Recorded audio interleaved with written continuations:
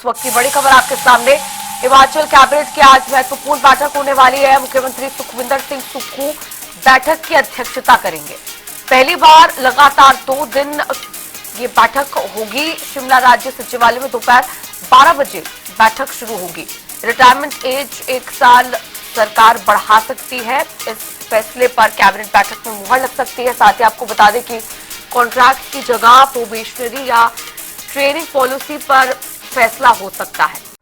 मैं हूं HIV virus, नाम तो सुना ही होगा। मुझे वो लोग बिल्कुल अच्छे नहीं लगते जो मुझसे दूर रहने के लिए हर बार कॉन्डम का इस्तेमाल करते हैं। जब खून चढ़वाने की जरूरत पड़ती है तो मान्यता प्राप्त ब्लड बैंक में चले जाते हैं। कोई बात नहीं, इन लोगों को अगर मुझसे दूर रहना है तो मैं भी ऐसे लोगों से दूर रहता हूं। तो मैं हूं HIV वायरस। मेरे बारे में जानने के लिए 1097 पर कॉल करके सवाल किया गया।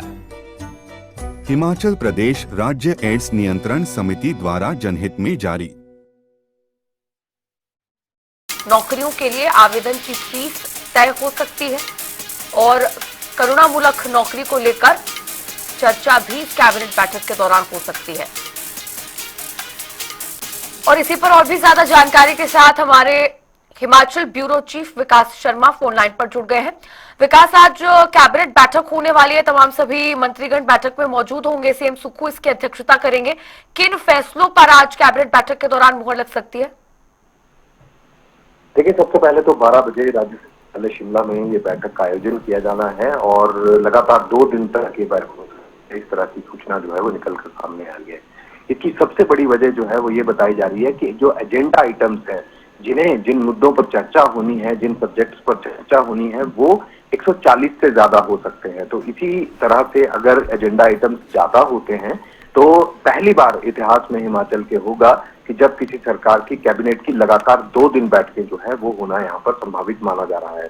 ऐसे में आज, क्योंकि देखिए बजट की घोषणाएं हैं मुख्यमंत्री की, ये तो बड़ा फैक्टर है ही, क्योंकि इसको लेकर लगातार बैठकों में चर्चा जो है वो होती रही है, तो आज भी इसको लेकर चर्चा होना संभावित माना जा रहा है। इसके अलावा देखिए, आर्थिक संकट से हिमाचल सरकार जूझ रही है। ऐसे में रिसोर्स मोबिलाइजेशन को लेकर जो कैबिनेट सब कमेटी का गठन किया गया है, इस कमेटी की जो सिफारिशें हैं, जो प्रस्ताव इस कमेटी की तरफ से राज्य सरकार को भेजा गया है, उसमें साफ तौर पर कहा गया है कि अगर रिटायरमेंट एज को 1 साल और बढ़ा दिया जाए, यानी कि अभी जो रिटायरमेंट एज हिमाचल प्रदेश में सरकारी कर्मचारियों की है वो 58 साल है, तो ऐसे में 59 साल उसे किया जा सकता है। और अगर ऐसा किया जाता है तो इसको लेकर 2 बड़े चीजें जो है वो सामने आएंगी। एक, जो 40% जो कम्यूटेशन है उसको बंद करने को लेकर जो है कैबिनेट जो है इस पर कोई फैसला आखिरी ले सकता है। और इसके अलावा दूसरा, 3000 करोड़ की जो ऐसी देनदारियां होंगी जो कि सरकारी कर्मचारियों को पेंशन के रूप में दी जाती हैं, उससे फिलहाल 1 साल तक जो है वो यहाँ पर टाला जा सकेगा। तो ऐसे में आर्थिक संकट से जूझ रही हिमाचल सरकार के सामने फिलहाल चुनौती ये है कि रिसोर्स मोबिलाइजेशन के ऊपर कैसे काम किया जाए, यानी कि जो आमदन है वो कैसे बढ़ाई जाए, या फिर और कई ऐसे रिसोर्सेज जिससे आमदन जो है वो हिमाचल प्रदेश जैसे पहाड़ी राज्य की बन सके।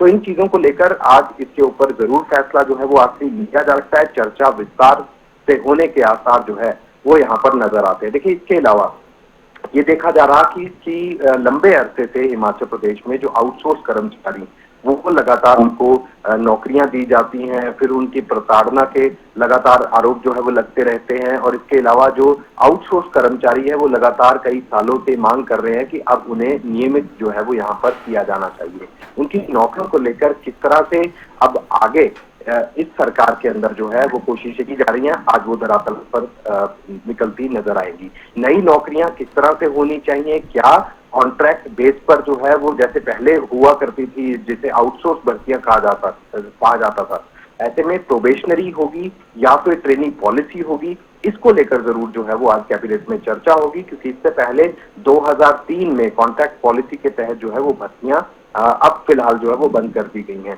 तो कहीं ना कहीं इस चीज के ऊपर जरूर फैसला होगा कि क्या कर्मचारियों को कितनी सैलरी यहाँ पर दी जाएगी, क्योंकि ये कहा जा रहा है 5 साल तक उन्हें जो है वो इसी ट्रेनिंग पॉलिसी के तहत जो है वो उसके बाद उन्हें रेगुलर जो है वो यहाँ पर किया जा सकेगा। तो इसके ऊपर आखिरी फैसला किया जा सकता है।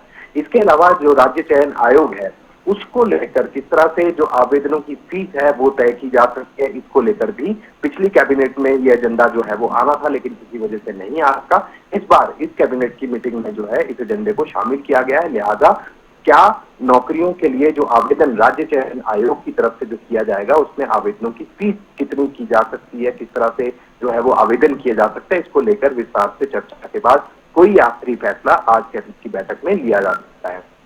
इसके अलावा देखिए, करुणामूलक आधार पर जो नौकरियां दी जाती हैं उसमें ये कहा जाता है कि नौकरी के दौरान अगर किसी की मृत्यु हो जाती है उसके बाद उसके परिवारजनों को यहाँ पर एक परिवार के किसी सदस्य को यहाँ पर नौकरी दी जाती है। तो ऐसे में लंबित पड़े कई ऐसे मसले हैं जिसको लेकर पिछली विधानसभा का जो बजट सत्र था उसके अंदर भी मामले उठे। सरकार ने विस्तृत जानकारी दी कि लंबित जो मामले हैं इनको एक मुश्त किस तरह से निपटाया जा सकता है, तो इसको लेकर आज चर्चा हो सकती है और एक मुश्त इनके निपटारे को लेकर किस तरह से सरकार आगे बढ़ेगी और कॉन्फिडेंस में जो है इन करुणामूलक जो आधार पर नौकरी देने वाले जो लोग हैं किस तरह इन्हें साधा जा सकता है, इसको लेकर जरूर आज चर्चा के बाद कोई आखिरी फैसला लिया जा सकता है। इसके अलावा जिस तरह से इससे पहले मैंने कहा कि जो बजट की घोषणाएं हैं मुख्यमंत्री की तरफ से जो की गई है, सरकार की तरफ से जो की गई है, या फिर जो अलग अलग जो विधानसभाओं में मुख्यमंत्री के दौरे रहते हैं और दौरों के दौरान जो घोषणाएं मुख्यमंत्री की तरफ से की जा रही है उसको लेकर चर्चा के बाद कोई आखिरी फैसला यहाँ पर लिया जा सकता है। तो एक लंबा चौड़ा एजेंडा आइटम इन कैबिनेट की बैठकों के लिए जो है, कैबिनेट की बैठक के लिए जो है वो यहाँ पर रखा गया है और यही आसार नजर आते हैं। अगर आज 12 बजे ये बैठक जो है उसकी शुरुआत होगी और उसके बाद अगर आज पूरी एजेंडा आइटम्स पे चर्चा नहीं होती है तो कल भी ये बैठक जो है वो जारी रहेगी और इसके अंदर कई मायनों में अहम जो है इस बैठक को यहाँ पर माना जा रहा है। बिल्कुल, चलिए ठीक है, बहुत शुक्रिया विकास शर्मा आपका जुड़ने के लिए और जानकारी इस खबर पर साझा करने के लिए।